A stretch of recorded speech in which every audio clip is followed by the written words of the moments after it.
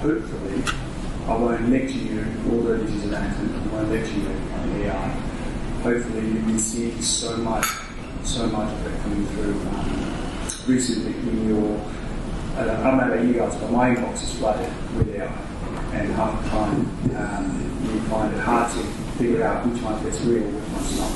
So the intention of today is I'll take you through some real examples that I'm seeing in the market, in the financial market, that are using the transformation of financial services, not just the capital markets or financial markets, but along with insurance, everything, retail bank, everything. Now I do want to mention up front that while I work for Westpac, this particular talk has nothing to do with Westpac, it doesn't reflect what may or may not be happening at Westpac. So I don't upset my marketing department in that respect. Okay. Look, I found this is one of the most succinct definitions I could find that define artificial intelligence. It is basically the most important general purpose technology that's come out in this era. I'll also go through some of the history in terms of, is it basic? I'm just going to spend about a minute talking to you about, basic computing. Basic computing is very simple as input, process, output. Right? That's how basic computing started. Then we went into software, which was, okay, have a chain of events. Input, process, output, number of times. What AI or artificial intelligence is about, now do that a lot of times and do it really fast. Now, is it really intelligent? I'm not sure if you guys have heard of Alan Turing or the Lovelace, the two tests. There's a skeptic debate out in the market that, between the scholars, is it really artificial or is it really intelligence? The computer is coming up, unless the computer is coming up with something that's quite originating at the current time, rather than what has been programmed to do so. The other thing that's worth mentioning is the real intelligence, if I was to just think of outside financial services, is missile dodging systems. But that's intelligent because it doesn't know where the missile's coming from. It's actually dodging a missile that's been shot at an aircraft. So that's kind of the intelligence we're talking about. Just to make sure that we are on the same terminology, and I don't lose you 3 slides in, basic difference. In the market, we hear these terminology quite interchangeably between artificial intelligence, machine learning, and deep learning. This is a good picture that kind of shows the subset between the 3. If I go into too much detail, then there will be a lecture on AI, which is not the purpose. So the purpose of today is to show you how AI is transforming how we work in financial markets, how it's transforming how we interact with our customers, and what does it mean for our businesses. If you go a little bit deeper, it's also, so everyone's seen a Gartner pie chart. I'm not going to insult you by putting one of those up, so I think you see that in every single article and presentation. But in terms of where you see what's, there was a big data hype, and there was a cloud computing, and there's a blockchain, and there's AI, right? Well, there's material relevance in all of them, but it comes down to how you use it, where you use it, and what does it mean to your business and your products. Now, the reason I have this slide up is just to show a couple of things that big data analytics get very much confused with artificial intelligence. Sometimes it's just data analytics, which people call AI. Now, within AI, going back to this particular diagram, it's machine learning, and then deep learning. And deep learning, you'll hear, depends in the conversations you guys are in, you'll hear about supervised learning and unsupervised learning, and no AI conversations complete without telling the difference between supervised learning and unsupervised learning. It's pretty simple. Supervised learning is where you give it instructions or give it parameters where that learning is done. As compared to unsupervised, where you basically just throw a whole lot of data into a box and see what comes out. There. And reinforcements is the way I like to describe it, is like training a dog. You give it instructions, it comes back. If you like it, you reinforce that's the right thing to do. It just keeps you on that direction. It's not new. It's been around since the 1950s. Then we had machine learning that came out around 1980s. And recently, or 9 years ago, we've seen a huge increase in deep learning. So why now? Why all of a sudden? What are some of the factors that are actually changing the adoption of artificial intelligence? And there's basically a number of things. You've got more compute power now. Compute power is really, really, really cheap these days to acquire, to get Amazon, Azure, or any of those cloud computing platforms to help you compute. 2, you've got a huge volume of data that you probably didn't have before because of the digital economy that we were operating. We've got huge amounts of volumes of data. What else? The other big factor that's changed in the last 3 years is the fact FAGMA, which is your Facebook, Amazon, Microsoft, Google, and Apple, have released libraries of machine learning codes out in the market that are free source, open source, you can use it for free. That's increased the adoption of those things. So it's not new, but it's basically it's definitely spiking up. Let's just talk about some numbers in terms of what's happening in the market. From a talent perspective, I'm not sure if you've seen the articles, but AI talent seems to be in the shortest of demands. And I found this interesting graph. If I look at between Amazon, Google, and Microsoft, combine those three, they're spending close to $400 million just on hiring and salaries of talent and AI, which includes machine learning and deep learning. Now, if I look at in terms of on the right hand side, if I look at the investment that's going in, obviously the graph is reflective, so that's coming up to close to $5 billion worth of investment in last year on machine learning, AI-based companies and projects and so forth. Recently, the UK government launched a $1 billion fund, £1 billion fund in conjunction with the Imperial College, 300 of which is already allocated to companies and projects focused in this space. Now I'm not going to go through these, but just, I'm sure the guys are going to share the slides with you afterwards. But basically shows in terms of different areas where AI is focused. This is not the only area where this is focused. If you look at the top 100, this is roughly what it looks like. But that's a lot of noise, right? So let me just break it down on how I see use of AI in terms of segmenting. Just breaking it down pretty simple. I think the first thing it does is improves how your business is already set up. Implementation of certain functions from a business unit perspective. Secondly, it aids current job functions. Right? So I don't think AI is at a level where you can basically just let loose on your operations or all your customers. This is more about how do you assist. And then the third bit is totally the actual intelligence. But when we talk in the market over here, the articles and everything coming through, all of this is combined as artificial intelligence, which it is, but really the artificial and the intelligent part is the last bit. Just want to point that out. Now, some of the business areas that I see, this is not limited to these four, and they're broadly categorized. These are where I see the majority of application of artificial intelligence, which is around customer experience and customer journeys, revenue growth via trading and investment. So it could be, and we'll go through some examples. This is a big one: risk management, regulatory compliance, which is implementation of compliance, optimization of compliance, as well as new regulatory coming through. We're going to go through some of the examples in a minute. Cybersecurity is another big one where AI has been used. This is a huge amount of data that is almost not possible for humans to comprehend at this stage. Now, what we're going to do now, we're going to do a bit of a speed test. I'm going to try and take you through 21 real-life use cases of AI, because what I don't want to do is keep it high level, and hopefully by the end of these 21 examples, you can see some relevance in terms of how artificial intelligence is either in your businesses or is in products that you're using currently from their perspective. First one's fairly common. You hear about it all the time in Know Your Customer.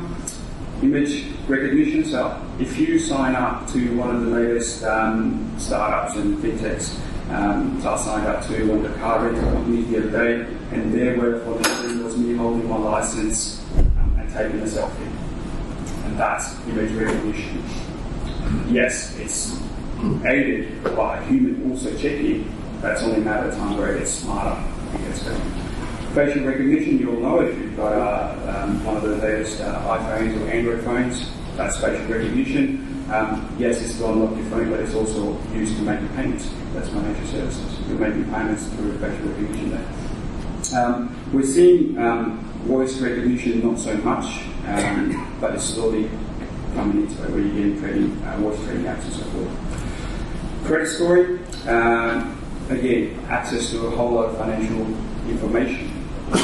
But maybe the entity, maybe the individual customer, and basically having that full position, you're able to do a credit score from that perspective. It's also disrupting the market. Back in the day, you used to pay for credit scores. That's free now. So it has an impact in the society as well as the industry. Lending, so from a perspective of suggesting what products are right for you. So it used to be, you had your premium banker or your banker who'd go, okay, I see what sort of salary you're on, what sort of expenditure you've got. I think you can go up to X amount of credit card or whatnot. These days, saying these days, you were getting AMX letters 10 years ago saying we've just upped your limit from X point to X point. That's all based on that logic. Predicting, again, back to that AMX example, it actually becomes pre-approved. Unless you go back, okay, my financial position has changed, that the banks or the institutions not aware of. Preventing as well. If it's from the same institution, it has visibility of if you're getting default on either your loans or your transactions and so forth. It basically starts preventing, it starts reducing from that perspective. So lending, we're seeing a big one. I haven't spoken about peer-to-peer lending because that's the whole topic on its own, but that's starting to utilize a whole lot of artificial intelligence. This I thought was quite creative. Debt collection. Debt collection is a fairly cumbersome process. It's the one that no one enjoys, not the one that's getting collected from, not the one that's collecting, or the one that needs to collect it.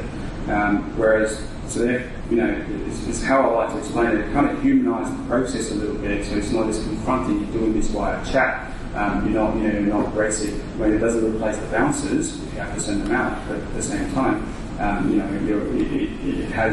it's proven that it's got better recovery rates. Cost of collection is low because it's actually a computer sending a message and reminding rather than someone picking up the phone and making that call. And to humanise the fact, you might even retain that customer if their financial position is okay. I won't go too much into personal finance management. That's been around for a while. It's basically spend analytics. We are seeing a bit of a trend around using that spend analytics and then suggesting to customers what they would have as a cheaper alternative. So if you've got a gas bill that goes out and basically all the time, you basically go, okay, here's a cheaper alternative. So that's a new market we're seeing. Budgeting as well. There's an interesting one that I saw around budgeting, and while most people use budgeting on just one bank account, I think the latest trend on that front is multiple bank accounts, as well as not just personal bank accounts, but you actually bring in your SME. If you're an SME, small medium enterprise, you start bringing those accounts in, and it shows your overall cash position. It's taking budgeting to the next level, which I thought was quite good.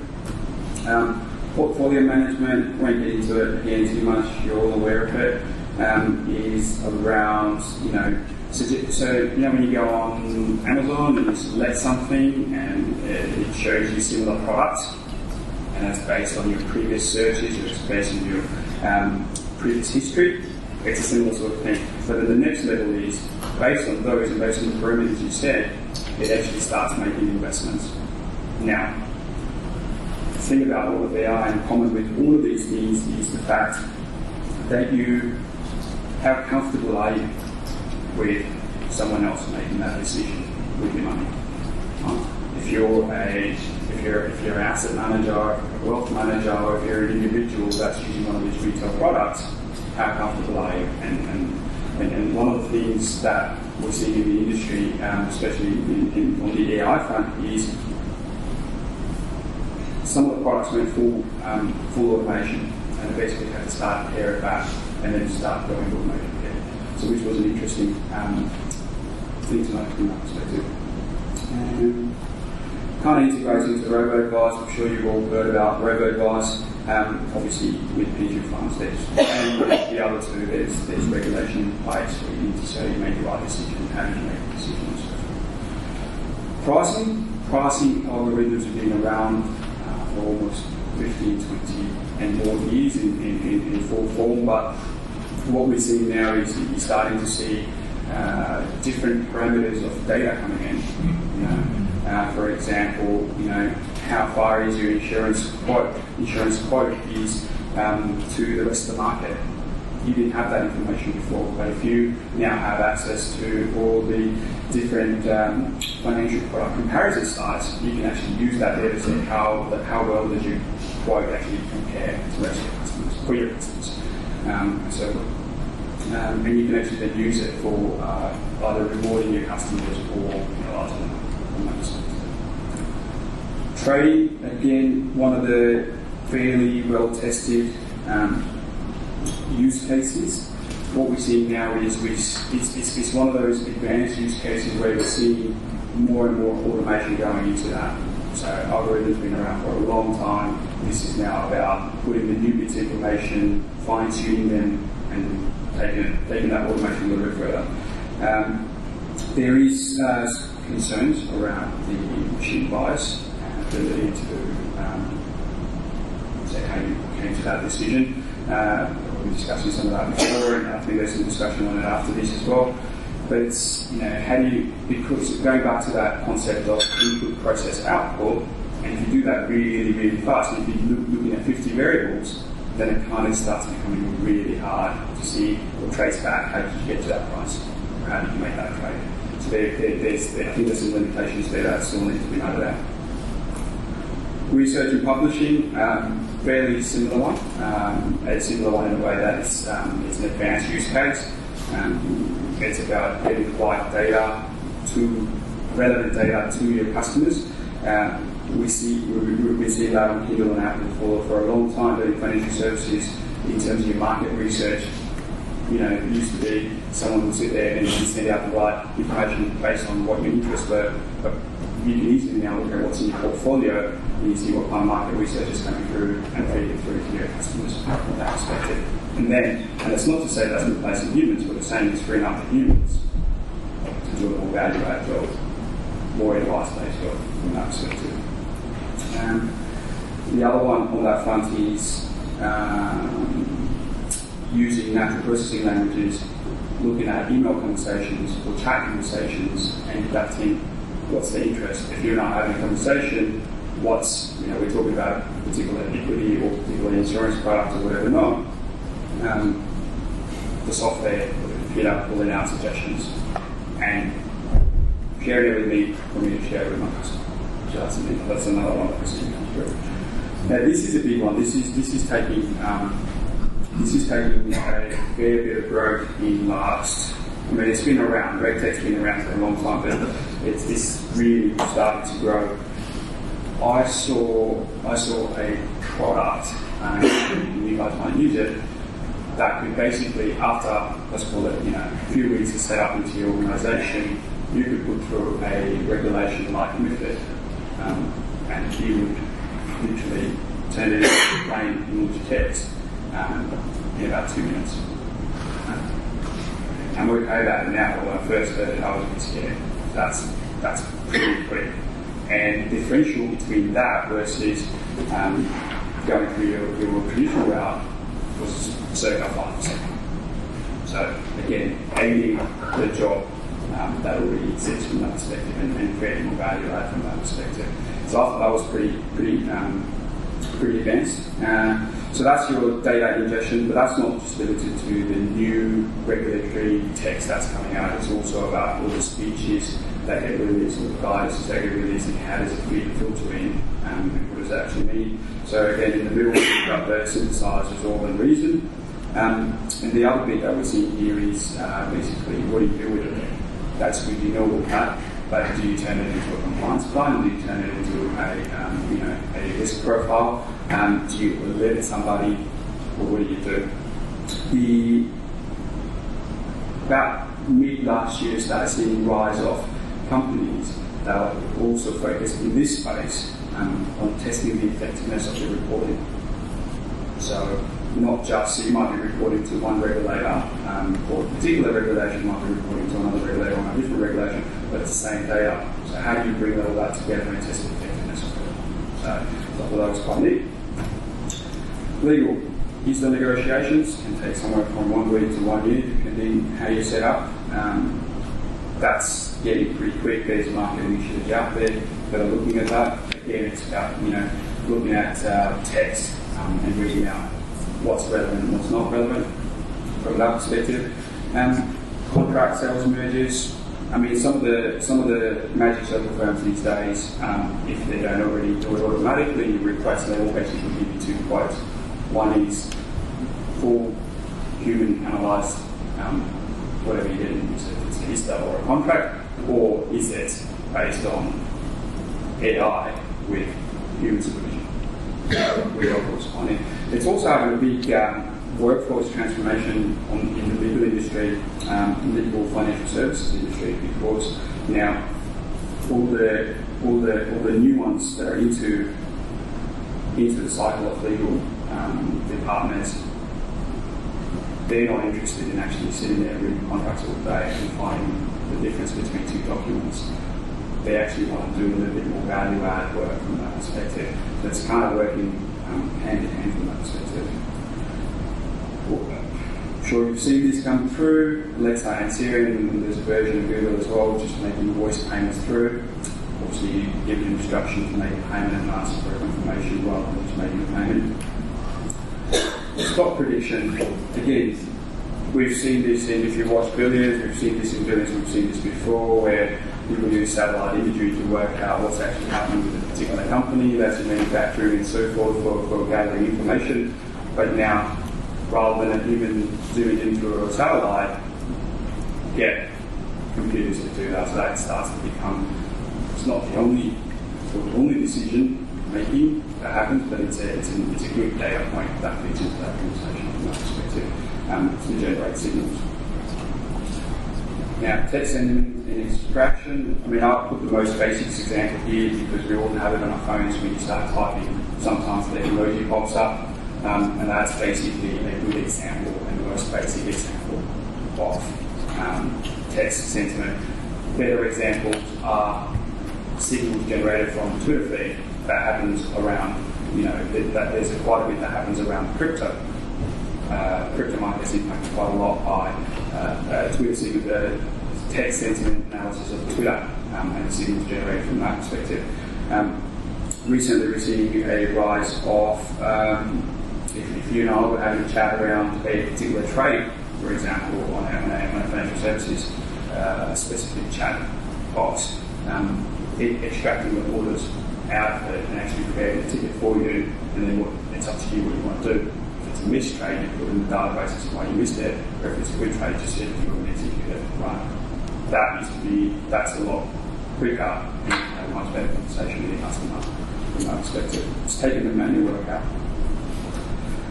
Fraud detection, I'm sure you hear all about it, but fraud detection is not just AML. Fraud detection applies on multiple levels. If you've got the ones I'm going to call out here, other than your AML and the ones that you know, is segregation of duties. We all have large technology departments, in the companies we work in, and they're all human at the first line of defence when it comes to some of these things, identifying those things. So that's an area that no one saw, but that's quite heavily using AI these days. And some of the regulators are starting to use to analyse marketing material in terms of, so it's one of our requirements, making sure that we advertise appropriately and so forth, and using AI to catch that out. We're almost there, we're at 17. Security monitoring. That's a huge space. It is, because of literally every step you take while you take in an action on your computer is recorded somewhere. Now, that data has always been there, but we weren't able to do anything with it till now, where we basically take all that data and start comparing for anomalies, which adds a huge vector to identify threats and from a response behaviour, from a user behaviour perspective. Chatbots, not going to go into it, but do want to call out that while everyone talks about chatbots and everyone talks about how it's helping the organisation, it also has a negative impact. You end up alienating your customers. So sometimes they just do want to talk to a human and be much simpler, where you've got the sometimes annoying chatbots that you can help and it won't go away from that perspective. But chatbot is a capability that can be used for multiple purposes within the sphere.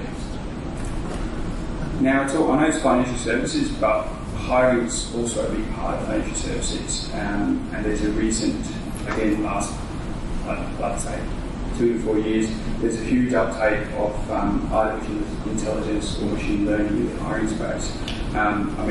We see it, LinkedIn sends us emails on suitable jobs. And that's based on our employment history and find the relevant jobs. Someone's doing that matching.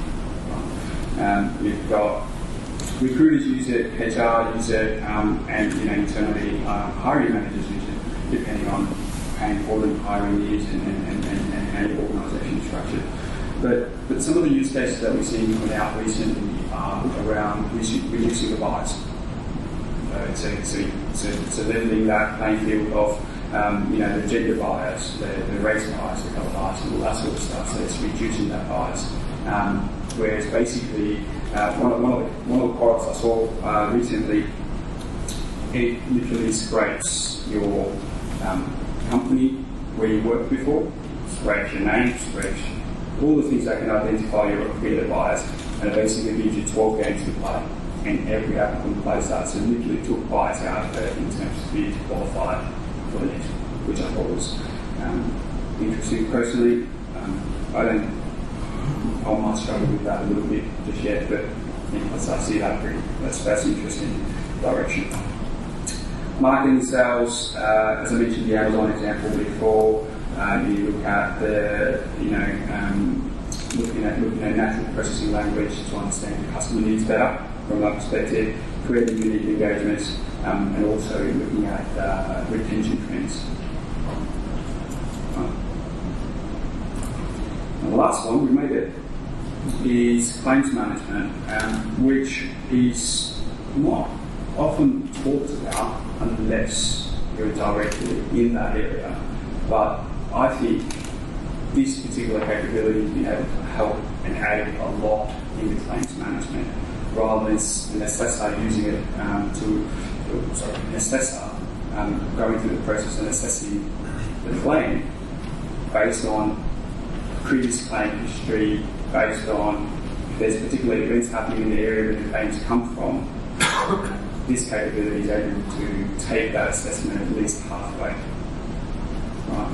And not to mention identifying claims leakage, as well as conducting analysis basically it's different than insurance products. Okay. Cool. What are some of the hurdles that we see today? So that was 21, you guys did pretty well. I don't think anyone snored, which is good. A couple of hurdles, that's good. Hurdles today, I think the biggest hurdle that you see today is while you've got huge volumes of data, we didn't know that AI was going to be so helpful, so we never structured it. It's still a big bucket of data, and it exists function by function. So that is still a very real challenge in terms of fully maximising the value out of artificial intelligence and how to get to that trained data. Talent is another one.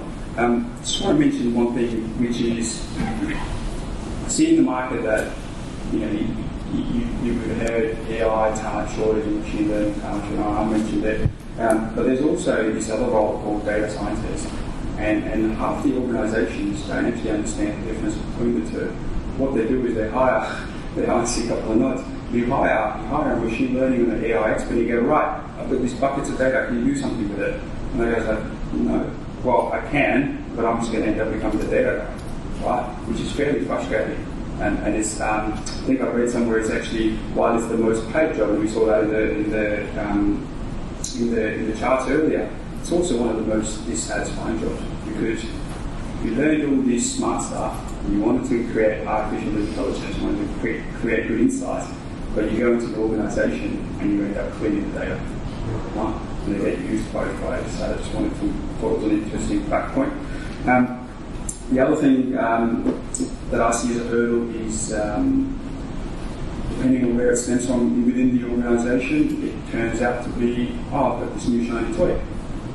I want to go do some artificial intelligence without actually having the right problem.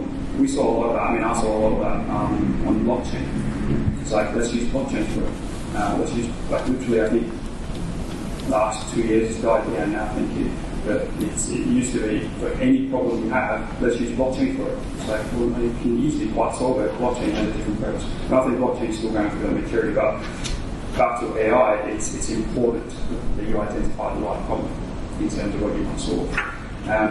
Ethics and black box decision, I think there's as a society and as an industry, there's some work to be done there in terms of what does it mean from an ethical point of view, as well as you throw it into a black box and the decision comes out. How are you going to justify how you got to that decision, and depending what product it is, who you're justifying into. Lastly, tribes within. By that I refer to tribes within the organisation, which is, there's the two famous ones, which is the business and the technology. Business comes up with requirements, gives us technology goes where to build something that may or may not be useful. I don't think that's going to work in this space. I think it needs to be a fairly tight unit that includes people from both of those. And we do that today, but it's even more important for this company. And partnerships. I know the industry is moving that way in financial service technology. Anyway, where you don't have to build everything yourself. If someone else has got a solution, you look to partner with them. Competition, everything aside. Dependencies. Strategic alignment in terms of what your customer strategy is, what your growth strategy is, what your tech strategy is, because you can do a small experiment, that's not a problem, but is it aligned to your strategic direction? And you've got the investment to back it up, because once you go in, it's not going to be a small kind of investment. I mean, you can, but you won't be taken seriously. Data sets, discussed that earlier. Having a digital environment distributed. So I've seen companies who go and build a really nice, really capable AI goods, but they're not actually digitally set up to distribute that insights or products out to their customers. So that distribution ends up becoming really important as a dependency. Customer familiarity, we discussed that earlier, is like how happy are you to hand over the keys to the machine, and it's a journey. Training, not just for the technical people, and waterfall structure, as we discussed earlier.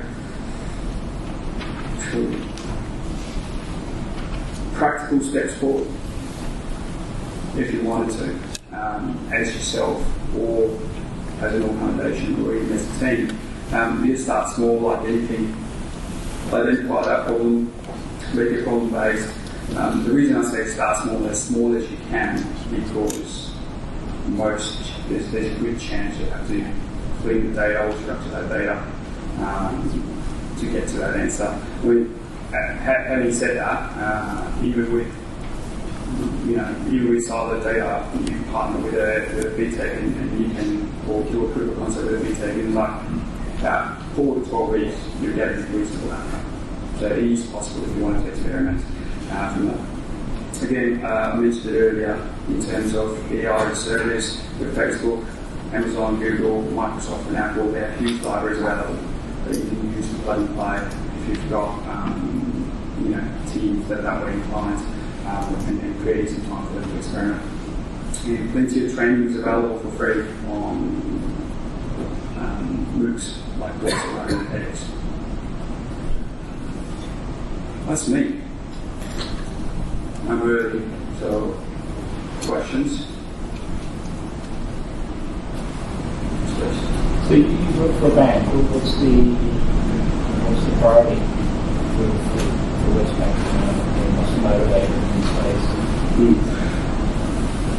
Fortunately, can't answer any Westpac specific questions. Oh, so I'll tell you marketing department. But hypothetically speaking, you have. So I'll answer it in a generic way in terms of what I'm seeing from a banks versus insurance versus from that perspective. Banks are largely focused on how do they bring their reg implementation cost down. Right, so that comes in a number of areas. Actually, 3 areas to explicitly within the regulatory compliance. One is how do I interpret that text as accurately as I can. That doesn't have to be even 95%, but it gets me a long way to understand what does it mean without having an army of business analysts and professionals to decipher that in addition to growth. Second area I see where banks in our markets focused on are around operations. So how do we optimize operations? So which is around utilization of data that is sitting somewhere else in the organisation that has a whole different value once you put it together in a different business unit. So it's about joining up the business units. And third thing that I'm seeing is around regulation again, but it's the effectiveness of your reporting or your compliance plans or making sure, because we've been through a fairly big period of reg change, right? So you go starting from OTC all the way to almost now, and I'm sure it's not just there is kind of ending slides now, but there's big reg programs that have gone on. So every program's gone ahead and just piled a whole new requirements every single time. Now it's about optimizing that. And AI is not the only thing that helps you do that. AI is a bit like it's in your toolkit. It's not the only tool, right? But I'm starting to see a bit of use in that as well. Any other questions? Yeah. Just some sort of fragmentation of data, and you can see in certain jurisdictions like Europe, the GDPR regulations coming in. So you kind of, as a global banking institution, you kind of have fragmented pools of data, and that may limit the use of it. But what are your understanding of the generic problems with that kind of fragmentation of data, and are there ways to overcome that, or is that actually just a good thing? So from a harmonisation point of view, there's a number of points. I think what you've got to look at, and I don't simplify it, but you've got to look at what you're trying to solve, because when you're trying to solve something, you might not need the whole fragmentation of data buckets. You might need bits from here, bits from there, bits from there. Which leads me to my second point, from a GDPR's perspective, to make an insight, you don't always need personal details. You need volumes of data that's in your computer pretty fast to come to that insight. It's about volume in depth, right? So from that perspective. And the third point is around mapping that information and how that gets to your outcome. Easy said than done. I said that in about 30 seconds, but it takes a good year of recent effort to get to that point. But I think where I've seen it done well is being around, okay, if you can't use that because of GDPR or for any other reason, what can you use? Because there's always something that will get you that information. Because traditionally, because some of these things are fairly new or fairly changed, different stuff. We're all used to AI for everything in there and see what it comes out and what we can do with it. It's like we get really specific about how you do it. So one more point that's quite foundational is when you set something like this up to create that company, it's important you structure it in a way that it's fairly vanilla. What you don't want to do is, for now, we've solved the problem for a particular use case, and then a year later when you've solved another problem, but you're going to utilise half the same data and you're going to start all that again. So having that modularity, I how you use that data, that framework, which has to be specific, a little bit specific to your organisation. There's frameworks out there, but then you need to have your side, have your organisation side. Don't see that. What's your thoughts about the specific hardware being developed for AI, like Google Tensor Processing Unit? Yeah, there's multiple people developing multiple fairly fancy hardware. I think it's horses for courses. I think right now, for most, so where the mass market is, I think you'd be okay with AWS and or setting up your internal cloud or whatever compute power internally that's available generically. But if I think it's the right thing to do. So Watson, that's IBM's come out with quantum computing. I think it's still looking for use cases, right? There's some use cases in the air. So I think it's before its time, but I also think it's the right time, if you know what I mean. Because as use of AI capability matures, that compute power will be required.